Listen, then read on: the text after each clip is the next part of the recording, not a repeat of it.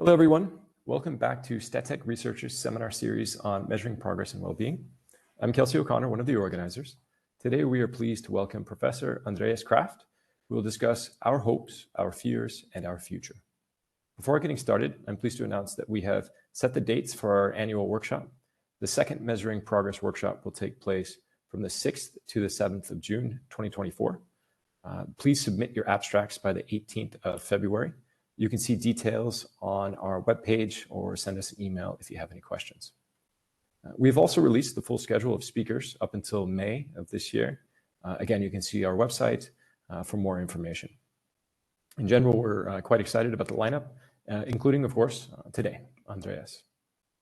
So as you may have just heard, Andreas will speak for approximately 40 minutes, and then he'll address questions at the end, at which time please raise your virtual hands or post your questions in the chat.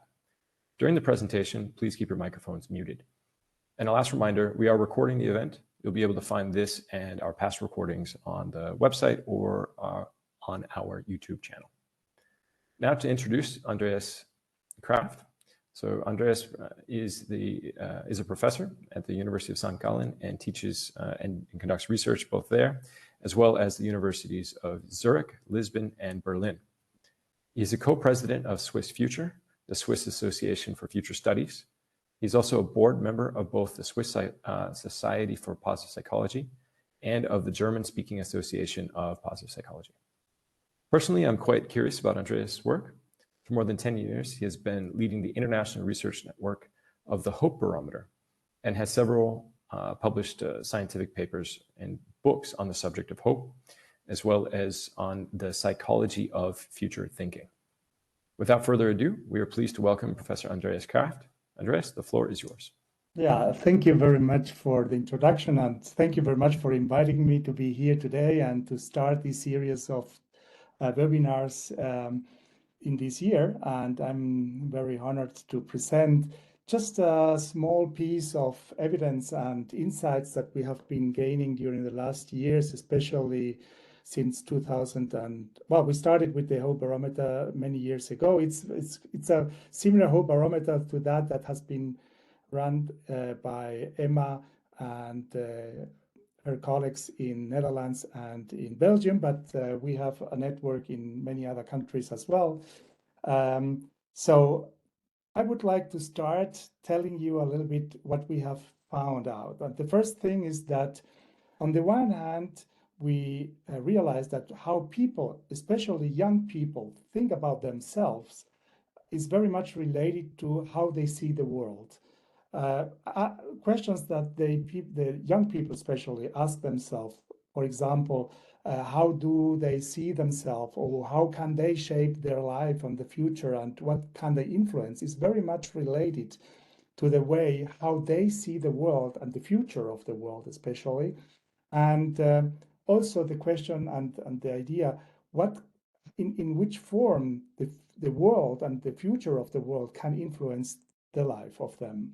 And depending on how they answer these questions and depending on how they look at the world and see the world influencing their own life, they will do it more in a way of anxiety about the future or in the way of hope about the future.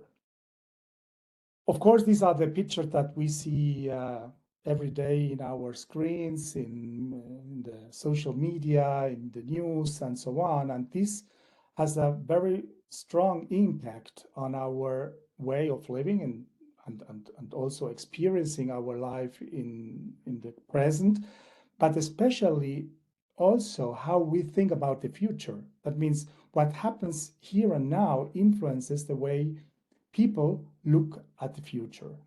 And just briefly, we started the Hope Barometer in the year 2009 because we were aware at that time that we used to, especially in Central Europe, but in many other countries as well, we tend to look at the future in terms of problems, in terms of worries, in terms of preoccupations.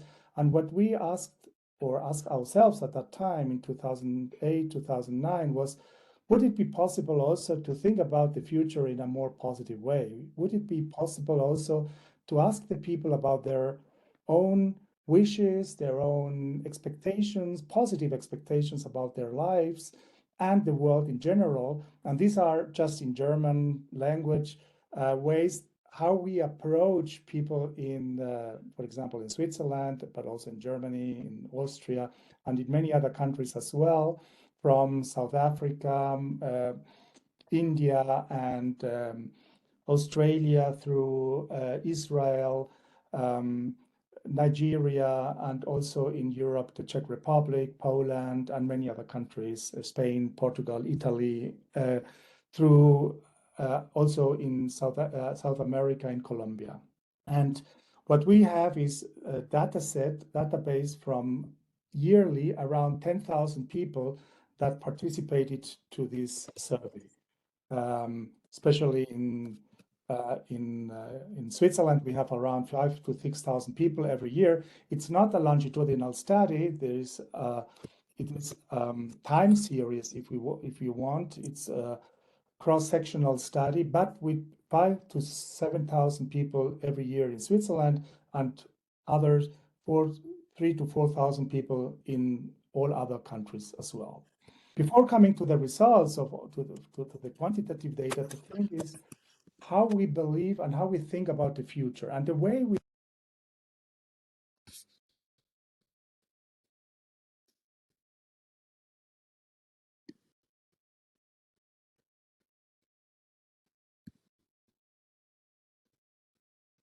Andreas, sorry, you got muted.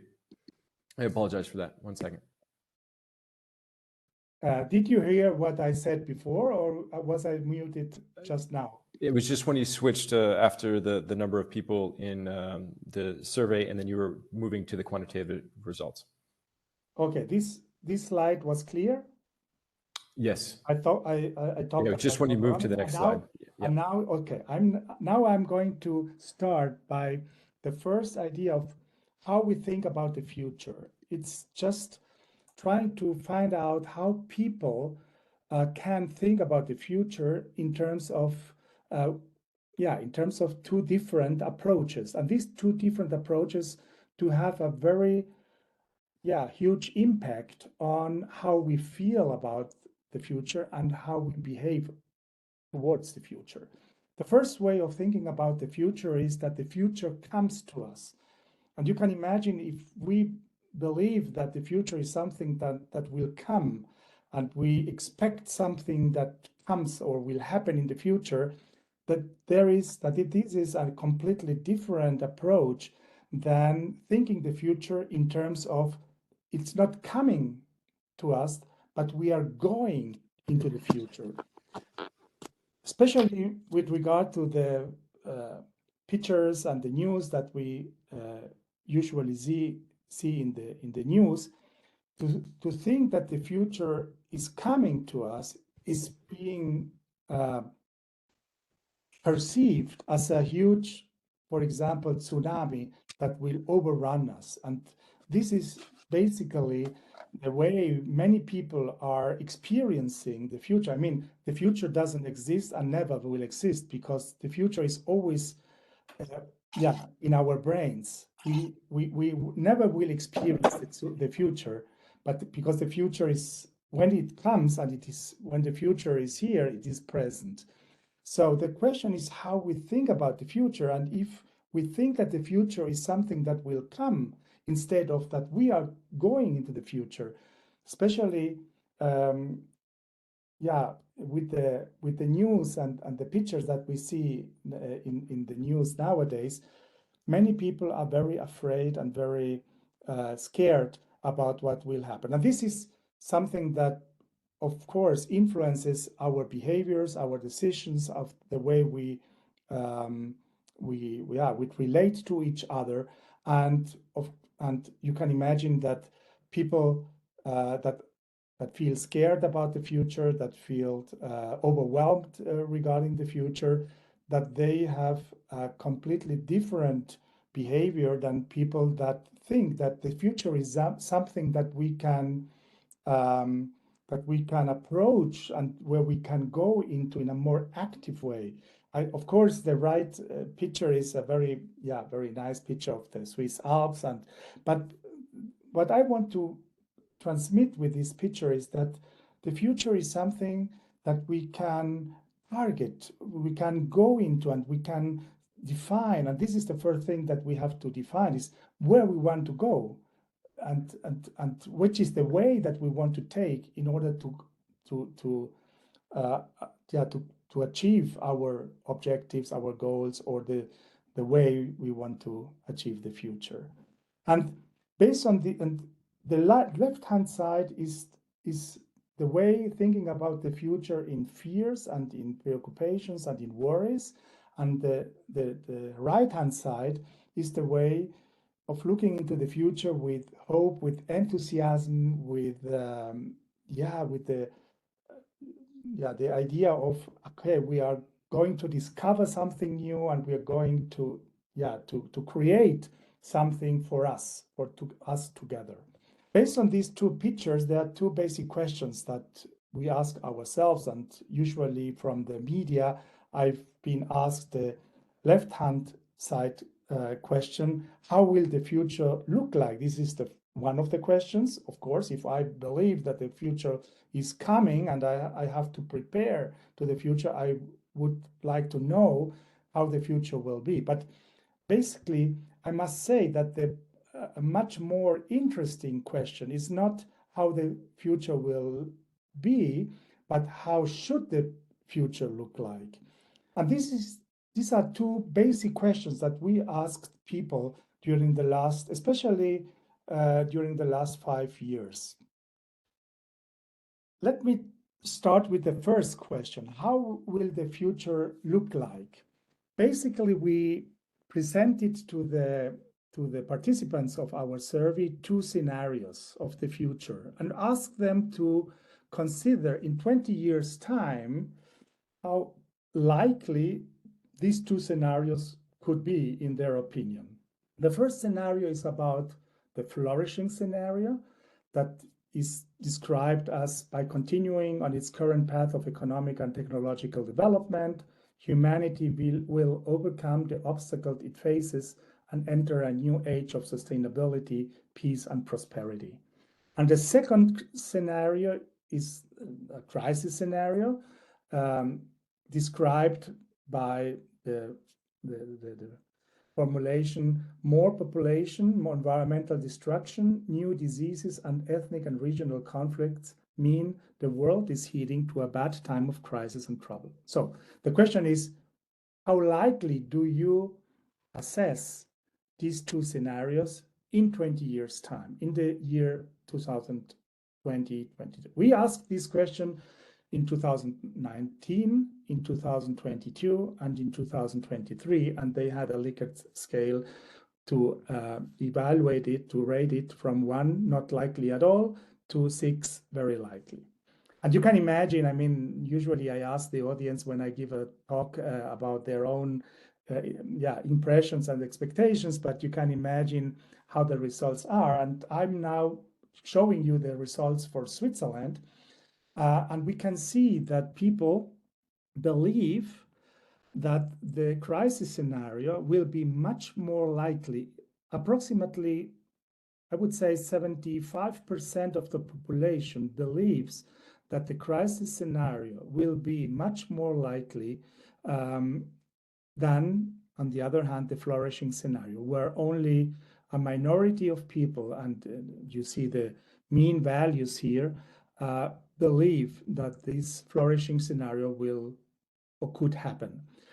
Interestingly, you can compare the mean values between 2019 and 2023, and we can see that the flourishing scenario has become less and less likely during the last years, and that the crisis scenario increases in the perception of the people in its likelihood.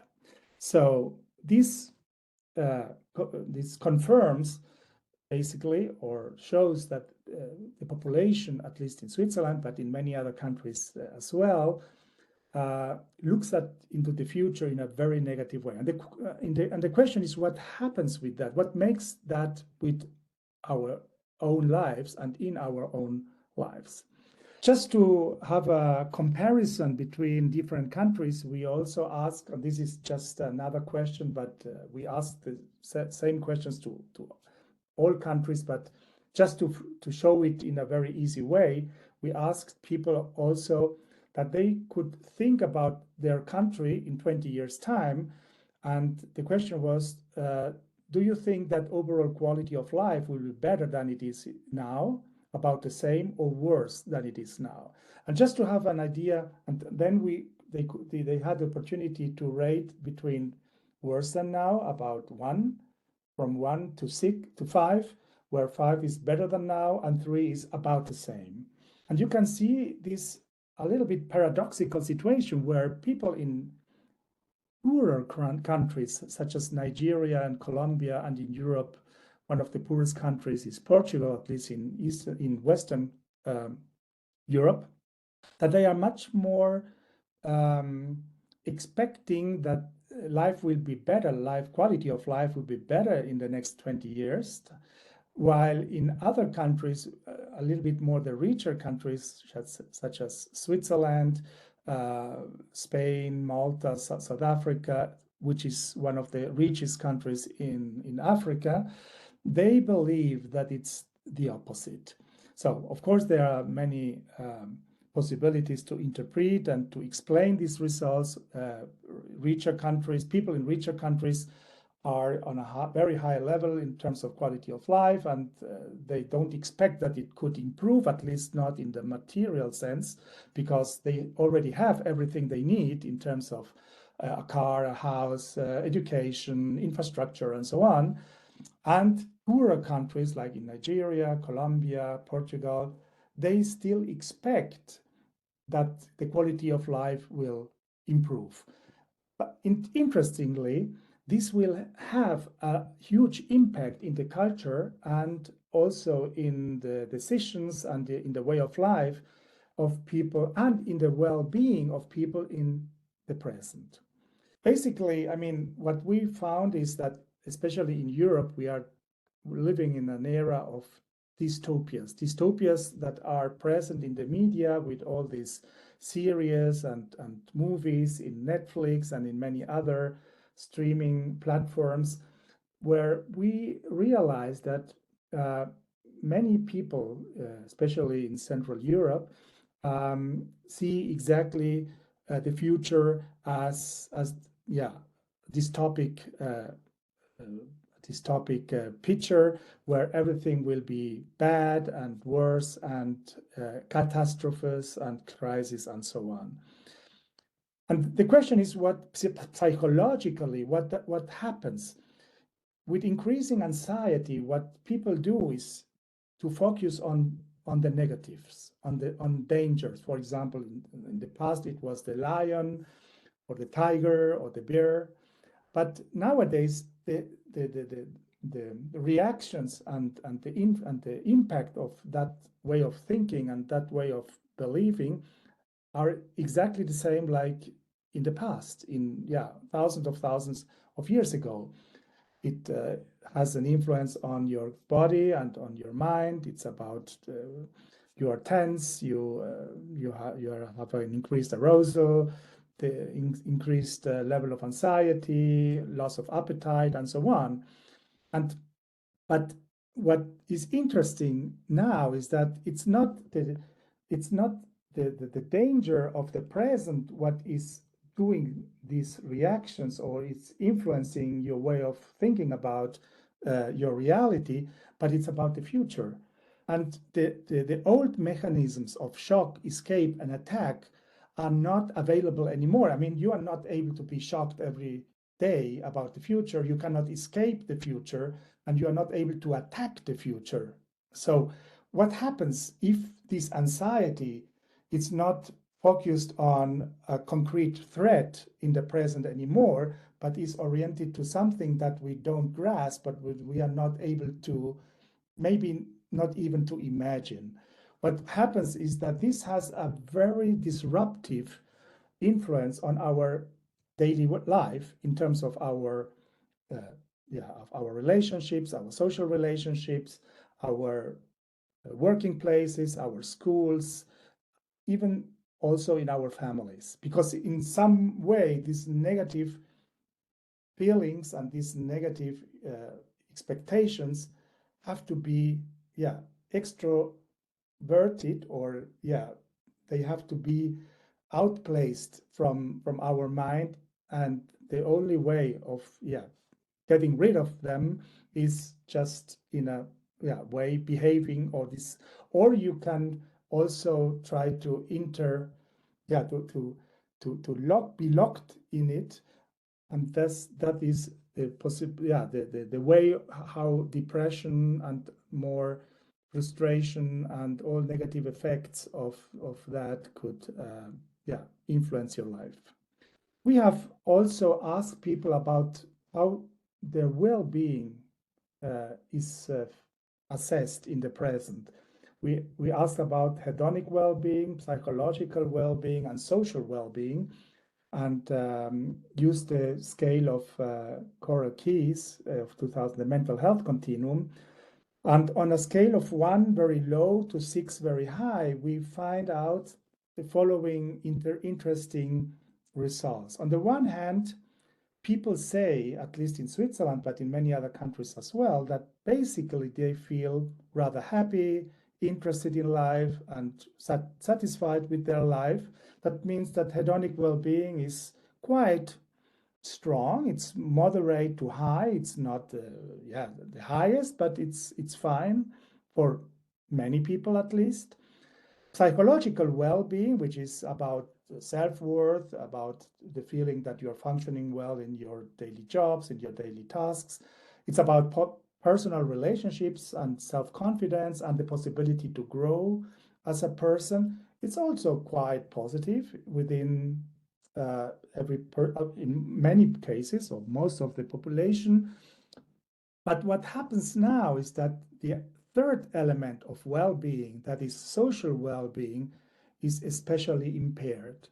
That means that we found out that there is a significant and moderate, yes, not strong, but significant correlation between the expectations people have regarding the quality of life in 20 years' time, for example, in 2043, and their assessment or evaluation of their own social well-being in terms of how they believe they can contribute to something bigger than themselves, to their community, to be able to develop society at large, in terms of also believing that our country, our society are good places to live in. It's meaningful how our society is developing, and so on.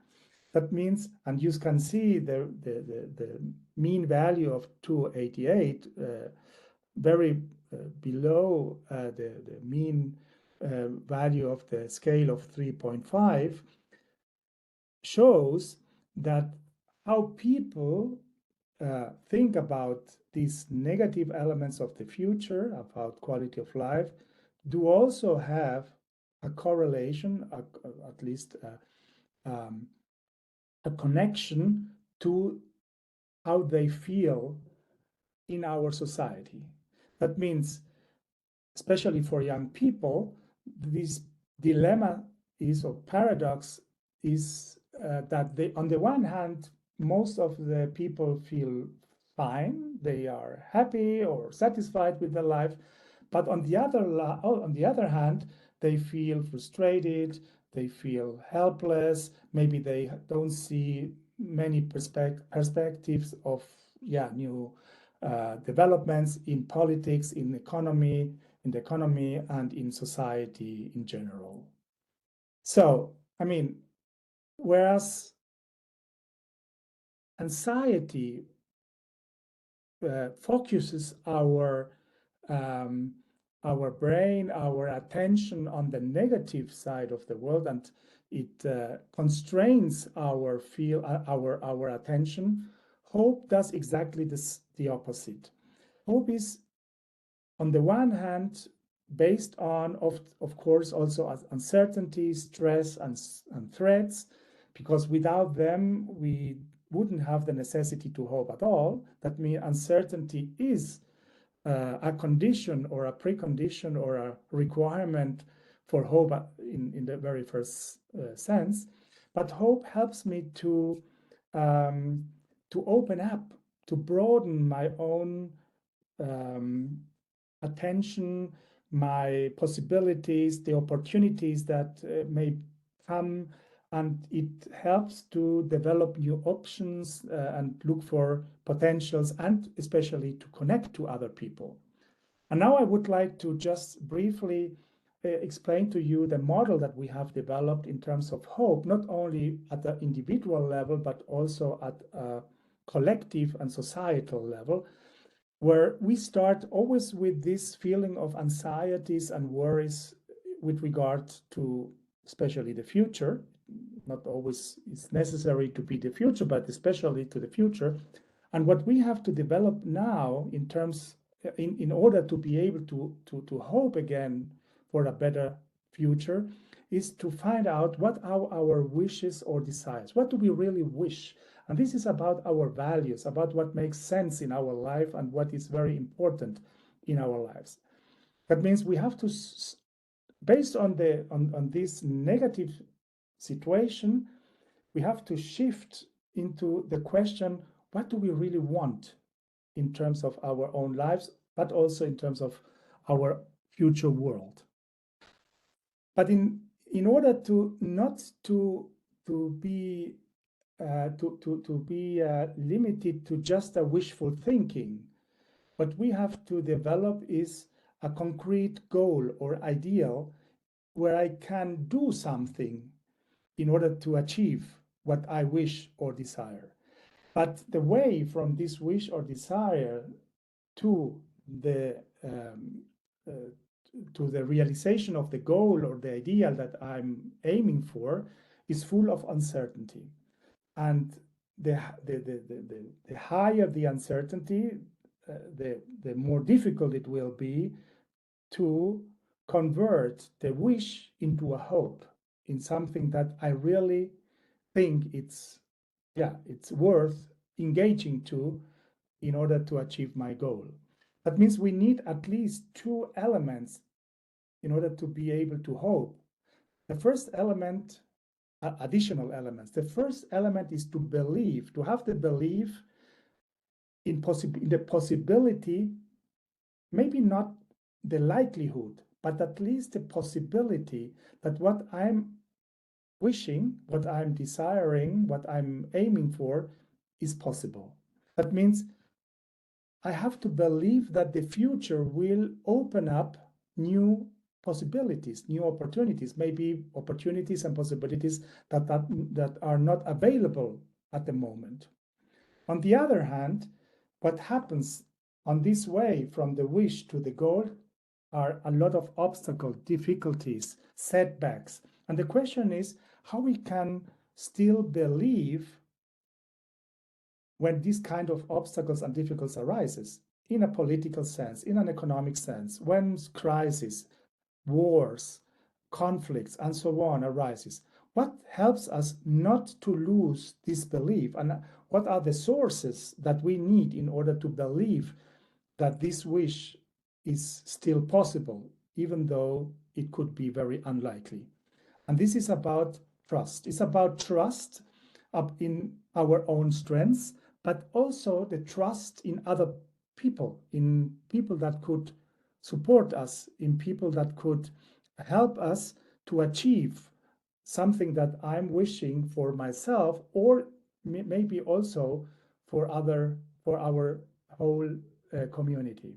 And this wish and desire, together with the belief that it's possible, even though it may be not probable or likely, and the trust that we will have the resources or the strengths to overcome these obstacles and difficulties, these are the conditions for the willpower. Willpower is about the will on the one hand.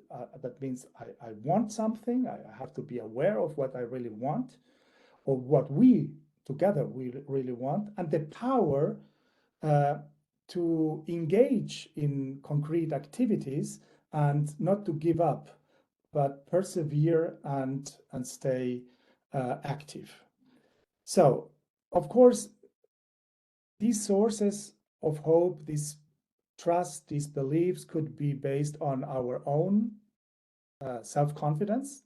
It is about the individual, it's about self-efficacy and self-confidence. But basically what we have found out, it's about social relationships. It's about the trust and the belief that we have in our society, in our family, in a smaller environment, but in our community of people that should have the same wish, the same desire for a better future, and do believe that they would be able to cooperate together and trust each other in order to engage together for the achievement of the hoped for goal. And of course, there is also a third dimension that could be nature, God, spirituality, a higher power, that could transmit to people a sense of basic trust, basic belief in the benevolence of the world, in the benevolence of a higher fate, whatever. It could be religious, spiritual, or in other terms of a bigger reality than ourselves. Interestingly, and now I come to the second question. The first question was, how will the future be, or how do I think, or the people think the future will be? The second question was, okay, what are my wish? What are the desires? What are the ways people wish the future to be? How should the future be? And what we found out during the last 10 years is that there was a shift from one generation to the other. I mean, I'm in the 50s, mid 50s, and in my generation, the big hopes of, I would say many people in my age was freedom and adventure. It was about buying a Harley Davidson and going through the Route 66, or just to discover the world, to conquer the world. And it's about self-realization, it's about self-actualization, and so on. When we asked young people in the 20s or in the 30s nowadays, they have a completely different hope. The big hope, I'm talking about the big hope. It's about family and attachment to a social environment. Not that freedom and adventure would be less important, but they already have this freedom and this sense of exploring the world and being able to explore and to develop their lives. But what they are anxious to, or what they need, is this sense of attachment, this sense of belonging, and this sense of security and safety in their social environment. We asked people about their hopes for the next year. The last survey was in November last year for the current year, and every year the results are almost identical. On a scale of 0 to 3 in importance, people say that good. Oh, sorry, sorry, the phone was ringing. The 5 or 6 most important targets of hope are good health, happy partnership, family, marriage, harmony in life, personal self-determination, being autonomous, good and trusting relationships to other people, and a meaningful and satisfying task.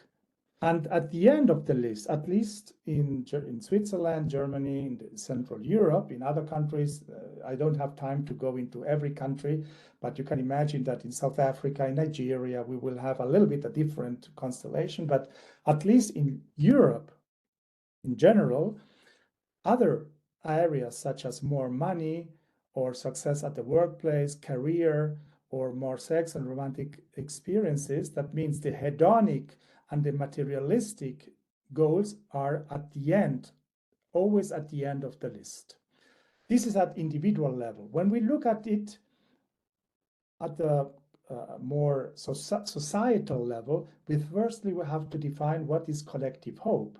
Based on the model that I have shown to you before, we define collective hope as the shared desire for a better future, not only for oneself, but for the entire social community, the belief that a better future for all is possible, but not necessarily guaranteed or even likely, and the trust in the human capacity to cooperate and support each other towards the realization of a better world despite current struggles and challenges.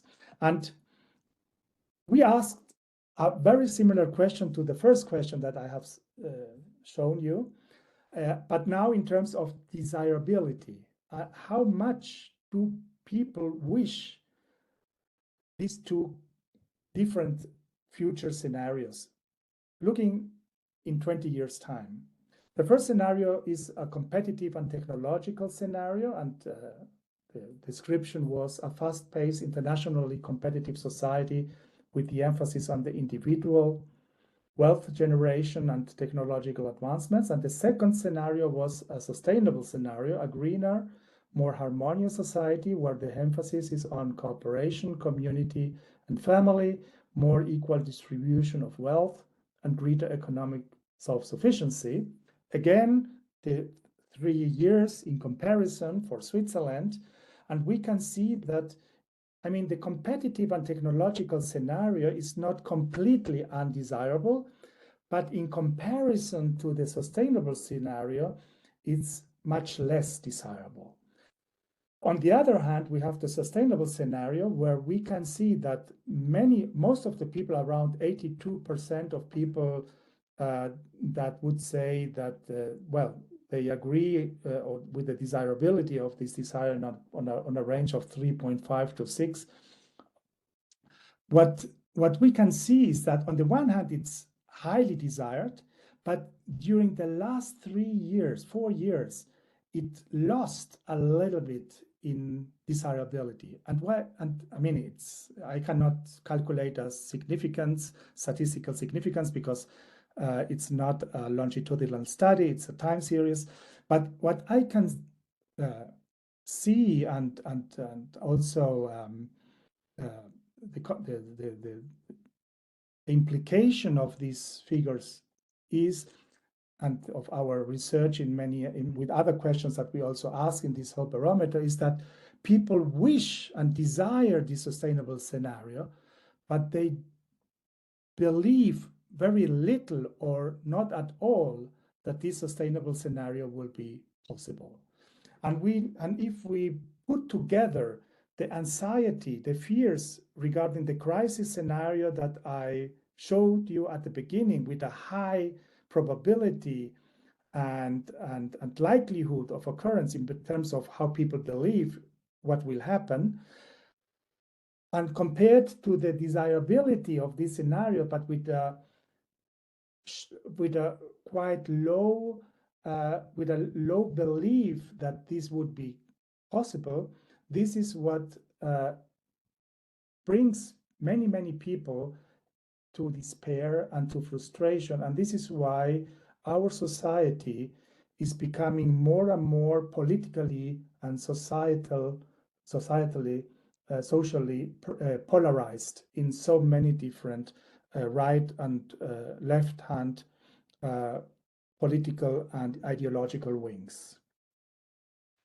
Just to show you the sources of hope for the population, we can see that pleasant experiences in the free nature, at least in Switzerland and in Central Europe in general, I can also tell you, and the support of family and friends are at the top of the sources of hope, whereas political involvement, also the religious practices, are at the bottom. That means that people do not engage in the political discourse in order to see their hope fulfilled. And this has a lot of consequences in terms of political and societal consequences. Let's come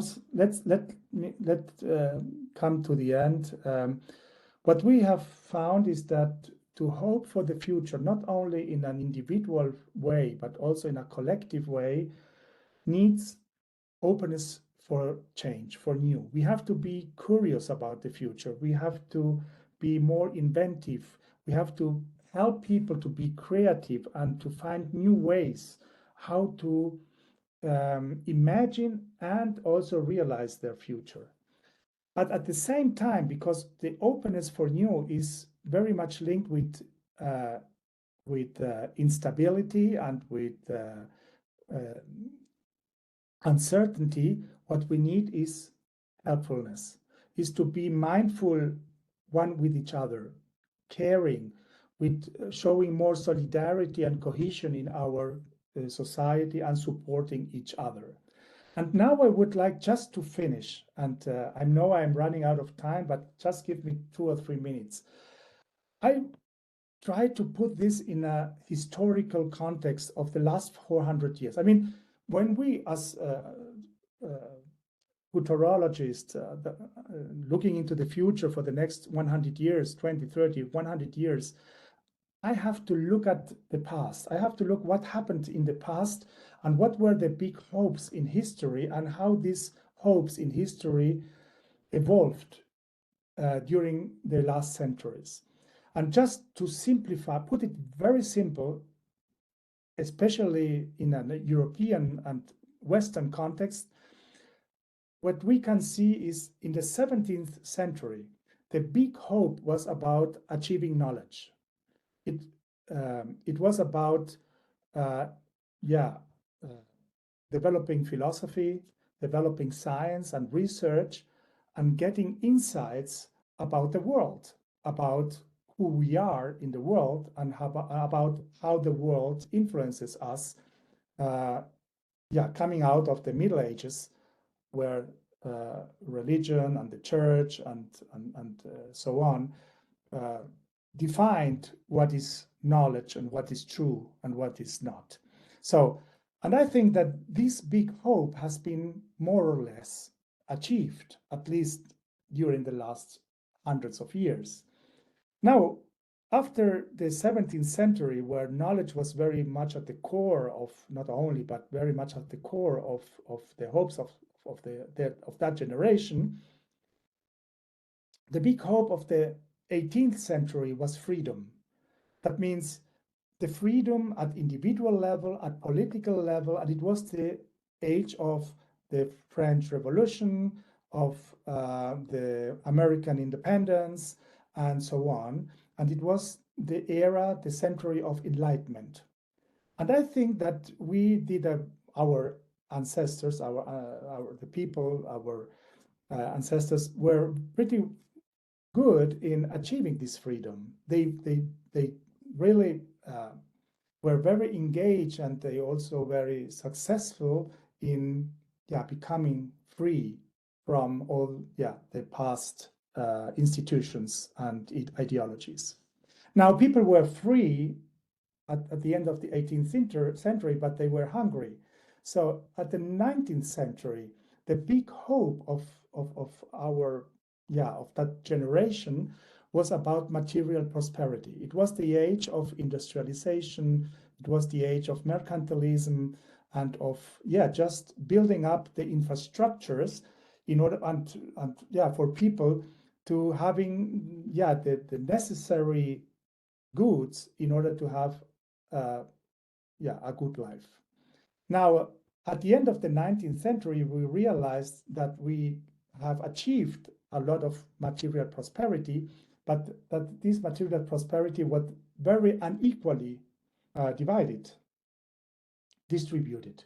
So the very big hope of the 20th century was social justice. And it was the century of the Russian Revolution, of the Chinese Revolution, but it was also the century, at the end of the century, of the human rights, of the social market economy, and of many other rights for minorities, for women, for political freedoms, and so on.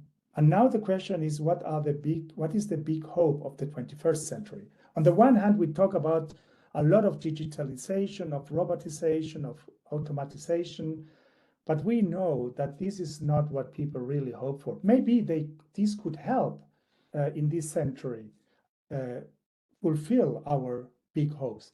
But our big hopes is about health, about peace, and about sustainability. It's about nature, it's about harmony, and it's about social relationships. And now you could maybe blame me saying, well, but it's exactly the opposite what we are experiencing. Instead of health, it's about pandemic. Instead of peace, it's about war. Instead of sustainability, it's about environmental crisis. And I can say exactly because of that, our hope is so strong at the beginning of the 21st century. But we are only at the beginning of the 21st century. But now try to go back to the beginning of the 20th century. This is Switzerland in the 1920s. It was a poor country with people emigrating to other continents and other countries.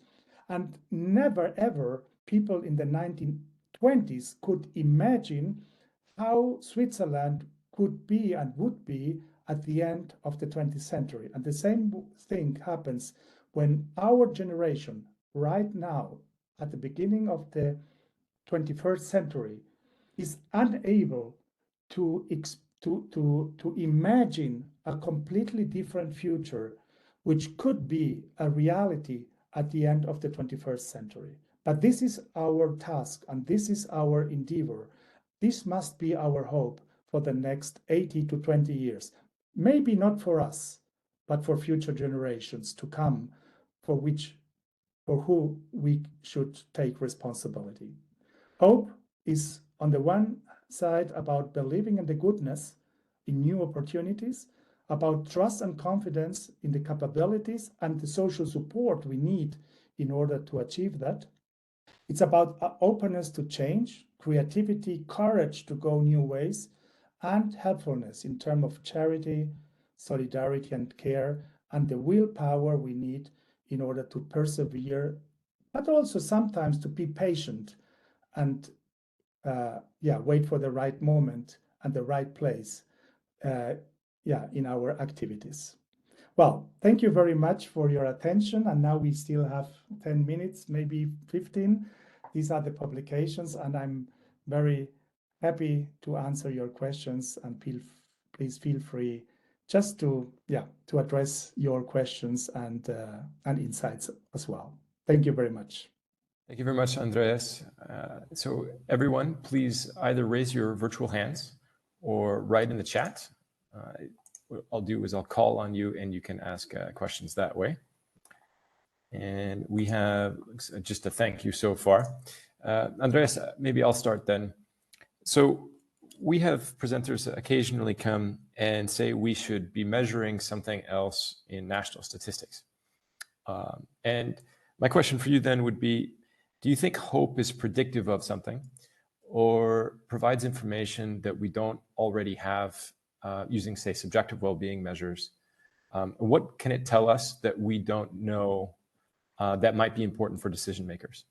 Well, the first thing is that we realize that we have to clarify hope for what. I mean, we cannot say just hope in general, because we find out that there is a huge difference between the hope people have regarding their own life, personally, individually, and the hope people have regarding how society is developing.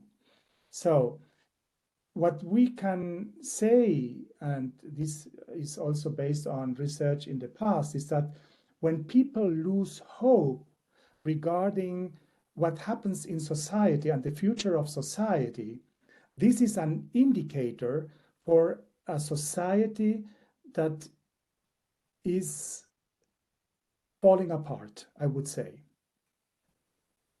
Okay, so if I have, and what I also realize and what we found out is that if people focus on their individual hopes, but just are not interested in societal hopes anymore because they don't believe that they will be possible, then that is an indicator for more individuality, for more egoism, and for social conflicts and polarization in society.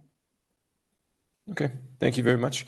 So society falls apart without hope. Yeah, Francesco, you were next. And Emma wrote something I couldn't read, sorry. Francesco, please. Yeah, so great. Thanks a lot. I have various questions, but I will try to focus on one for the sake of brevity and to give space also to the others. I was puzzled about your conclusion about religiosity. At the beginning of your, more or less halfway in your presentation, you said that an important aspect of trust is belief. Sorry, an important aspect of hope is belief. And that made me think that religiosity can provide that kind of belief in a possible future. But at the same time, then you concluded saying that the, religiosity is not a priority among the sources of hope. For Swiss people. Pardon, can you repeat? Yeah, for Swiss people, for the population in Switzerland. In our last work, Hope Across Cultures, we compared the sources of hope for people in African countries, in Latin countries, and in Central European countries. And we found out that, for example, in more individualistic societies like Spain, but also Switzerland and Germany, the belief comes from a sense of self-confidence. It's about, I believe in myself and in my own possibilities and opportunities. In Latin countries, such as, for example, Portugal and Colombia in Latin America, it's about our the belief in our common opportunities as a family or as a community or a society. And in African countries, such as South Africa or Nigeria, it's about the belief that we all not only have ourselves as a community and a social society or a society, but we have a higher power that inspires us and that gives us new opportunities and possibilities which are not within our own strengths or our own possibilities.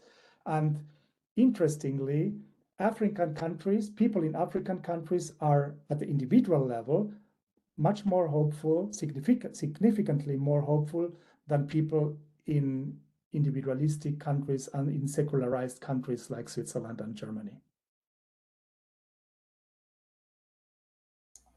So thank you. My answer is religiosity could be a strong source of hope, but only if you believe in a benevolent, almighty, and good God or higher power. But if you believe in a God that will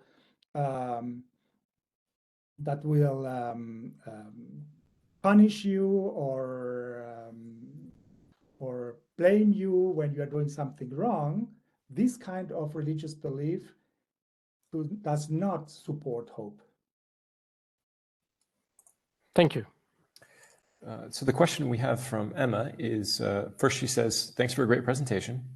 How do you think about the potential negative effects of hope, such as false hope, disappointment, social exclusion? Is more hope always better? No, I agree with you, Emma, of course. But first of all, we have to look at the difference between what we understand under hope, or how we define hope.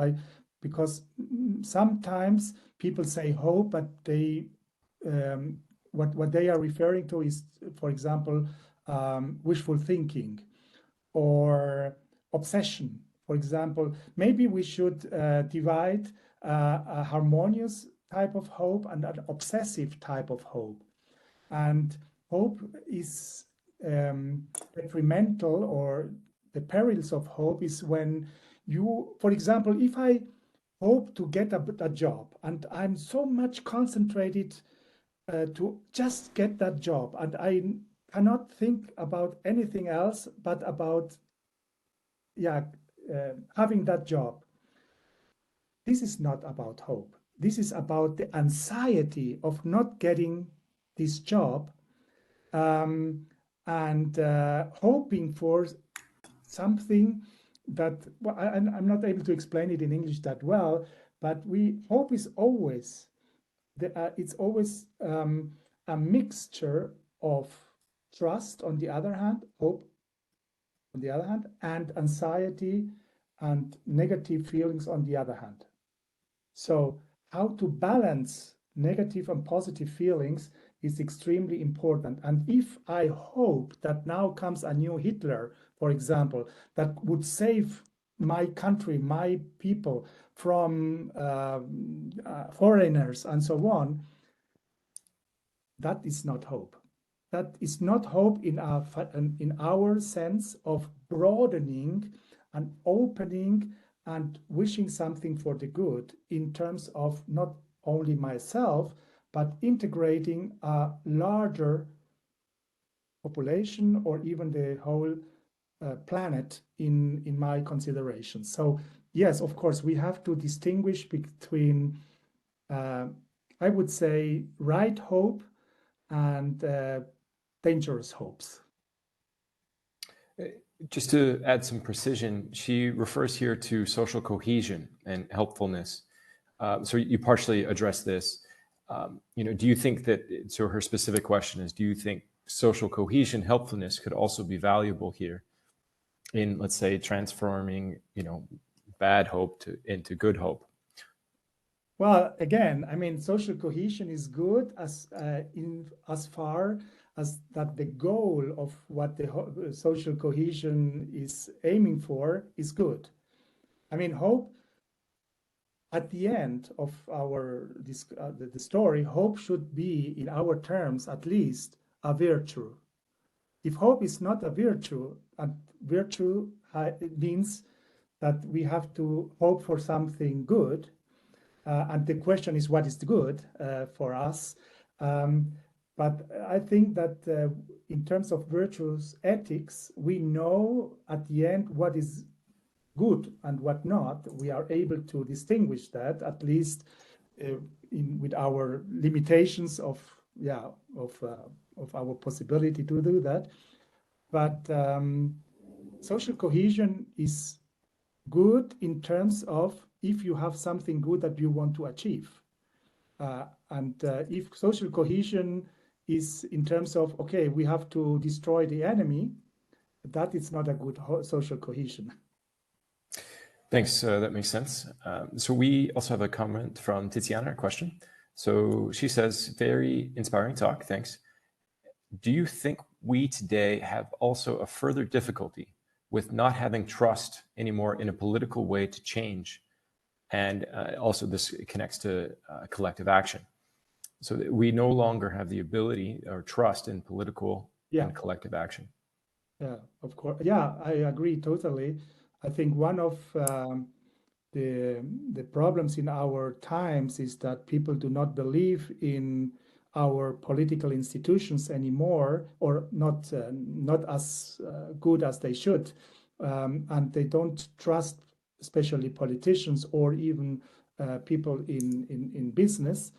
And this lack of trust and this lack of belief in our political system has the consequence that people start voting these extreme parties, being them in the right wings, at the right wing of the spectrum, or at the left hand of the spectrum. And what we are doing is we are undermining our democratic system all in all.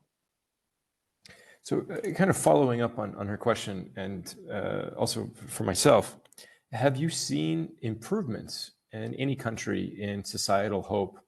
And if so, do you have any idea where it came from? Yeah, I mean, countries where people experienced during the past decades that as a bad situation could be and would and was also addressed and coped, those people developed a stronger social and collective hope. Let me give you the example of Colombia and of South Africa. People in Colombia experienced during the last 10 to 20 years that the civil war in Colombia was not completely settled and solved, but it was really that the situation in the country was extremely improved. So you don't have this this threatening situation of FARC and the paramilitary arms, and so people that have experienced in their lifetime that there was possible to overcome a concrete difficult situation. Also in South Africa, the apartheid system. Those people can and do have much more a sense of collective hope for the future than people like in Switzerland, for example. During the last 50 years, we never experienced in Switzerland that we had or must have the necessity to overcome anything negative. So the lack of experience, I don't know if I expressed it correctly, but the lack of experience of having had a situation that we could improve and overcome, that impairs our possibility to hope collectively.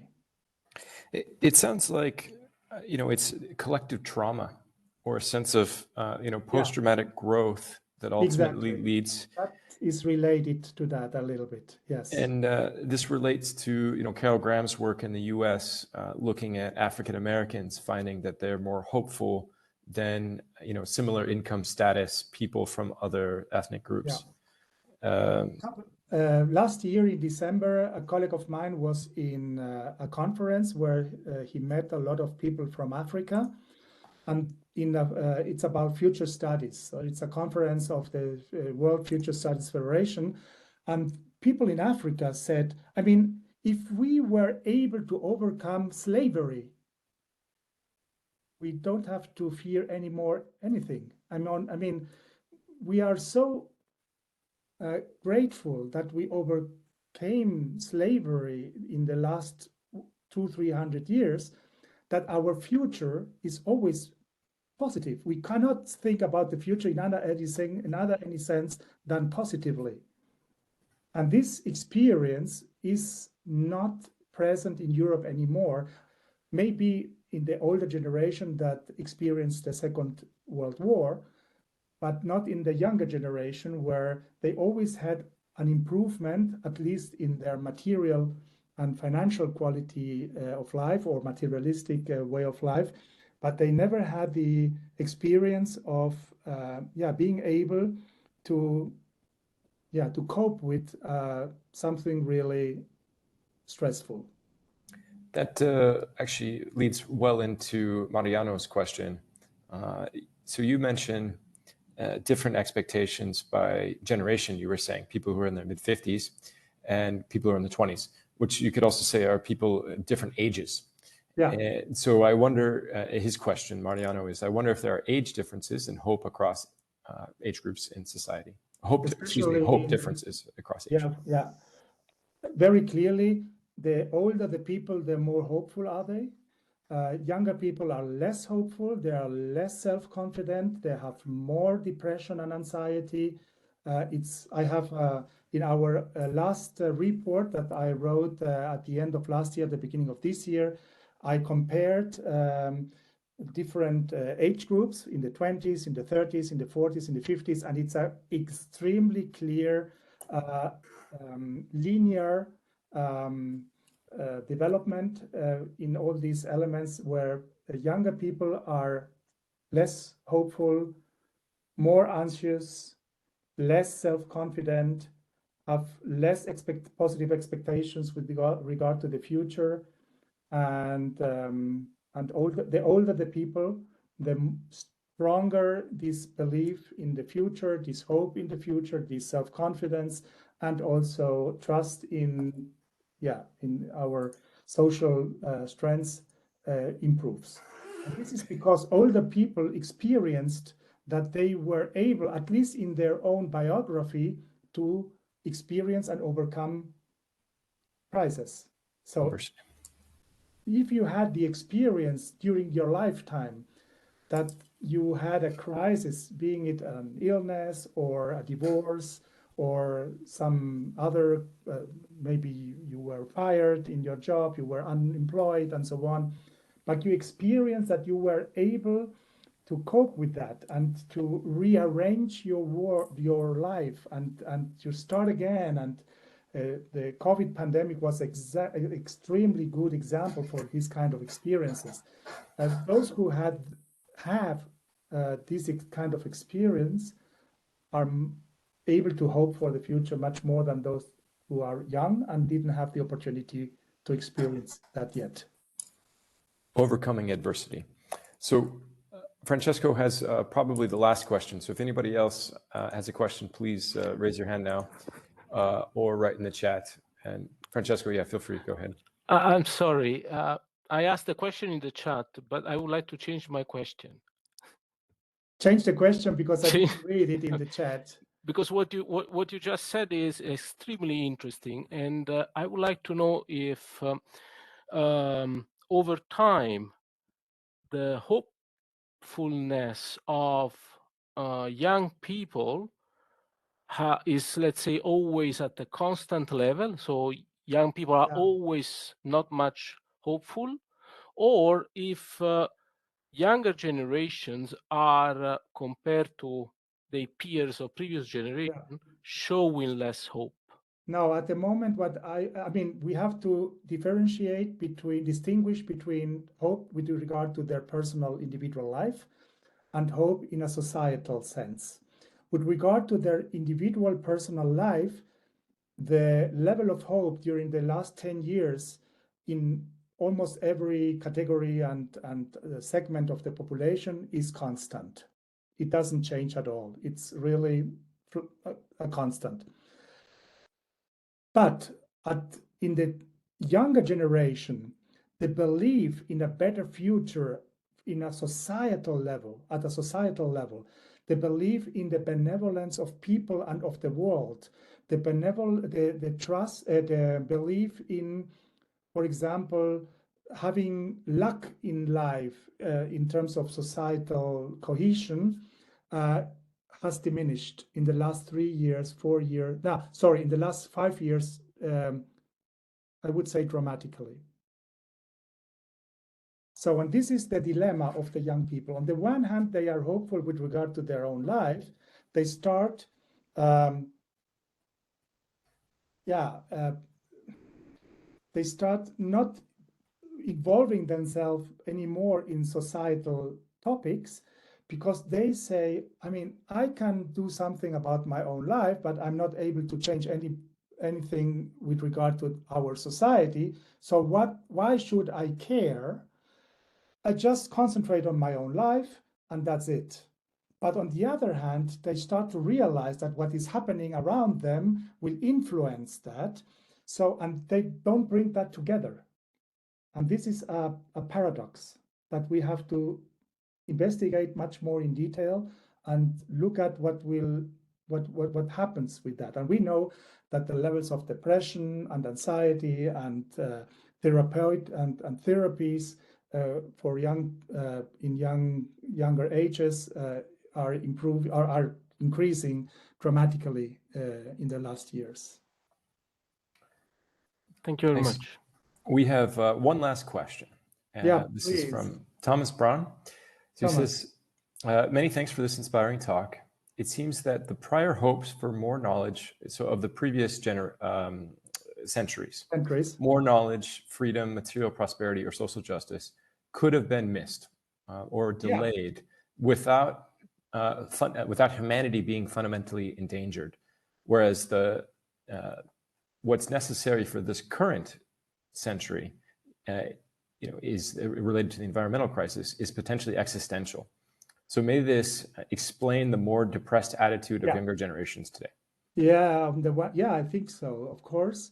I don't know how people in the 18th century, felt, and but I guess, that being part of the French Revolution in Paris wasn't a very nice, era for living. I mean, there was the hope, but I mean, what I would like to address is that the existential threat of environmental issues or catastrophes is so strong that the psychological anxiety that comes out of that, or the implications, the psychological implications, could have and is having an influence on what we have been achieving during the last centuries. That means, what I mean with that, the freedom, the knowledge is being put into question at the moment because social media is spreading news that are not true, because we are blaming our democratic systems or not believing in it anymore. So this existential threat is not only about what we want to achieve in the future, but what we must defend about what we have achieved in the past. I don't know if it's clear, this consideration. So it's in such a way of an existential nature that we are in a crisis. And crisis is always, from the Greek word, it's a point of inflection. It could end in a catastrophe, or we could grow and flourish in a very new way. But we are in this bifurcation. Moving through this collective trauma as a group, we might all have more hope for the future, societal hope for the future. Thomas Braun responds, very interesting, and thank you. So I'll take this as a time to close. If you have any last words for us, Andreas, please feel free. Thank you very much for your questions and for participation. And I always say, hope is the precondition for activity, for engagement, for doing something. If we are not able to hope for a better future, not for something, but for something better, we won't be able to act in any way, at least not in a positive way. Thank you very much. Thank you very much, everyone. I wish you all a hopeful evening and 2024. Yeah, thank you. You too, and all the best for you too.